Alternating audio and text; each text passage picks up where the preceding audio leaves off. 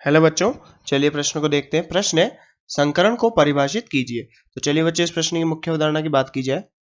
मुख्य अवधारणा।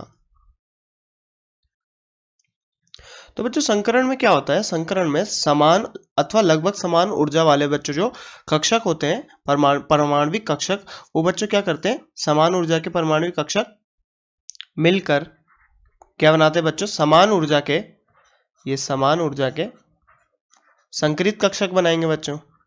संकरित कक्षकों का निर्माण करते हैं। तो बात की जाए बच्चों संकरण की परिभाषा की, तो संकरण की परिभाषा क्या है बच्चों? संकरण। तो बच्चों जैसे हमने यहां पर देखा, कुछ मान लीजिए कक्षक क्या है? एस पी, और ये बच्चों यहां पर पी है और पी में 3। अब बच्चों ये संकरित होकर यहां पर संकरण दर्शाते हैं और समान ऊर्जा के एसपी संकरित कक्षक बनाते हैं बच्चों। ये क्या होगा? एसपी संकरित, एसपी।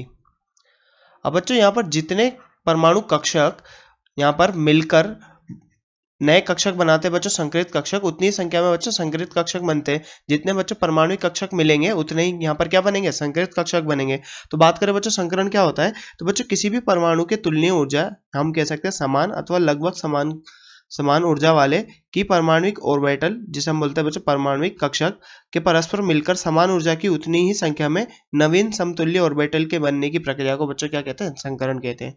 तो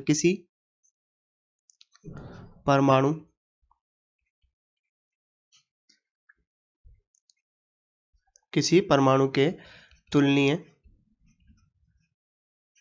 ऊर्जा मतलब बच्चों समान हो या लगभग समान हो, मतलब ऊर्जा में ज्यादा अंतर नहीं होना चाहिए। लगभग समान या समान हो, लगभग समान। तो किसी परमाणु के तुलनीय ऊर्जा की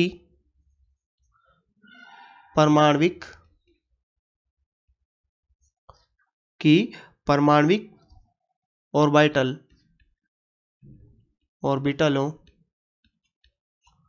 ऑर्बिटल मतलब बच्चों कक्षक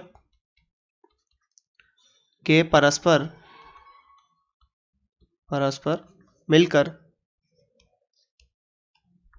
समान ऊर्जा वाले बच्चों, समान ऊर्जा की उतनी ही संख्या में नवीन समतुल्य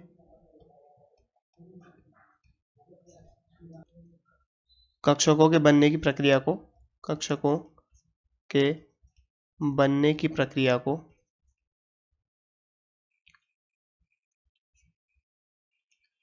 क्या कहते हैं बच्चों? संकरण कहते हैं। अब बच्चों बात करें, जैसे कि हमने यहाँ पर देखा किसी मान लीजिए बच्चों ये एस और ये पी की लगभग समान या समान ऊर्जा है। ये बच्चों क्या करते हैं? यहाँ पर मिलकर, ये परमाणु कक्षक मिलकर लगभग समान ऊर्जा वाले परस्पर नवीन कक्षकों का निर्माण करते हैं। और बच्चों ये जो प्रक्रिया है यहाँ पर हम इसे ही क्या बोलते हैं? संकरण बोलते हैं।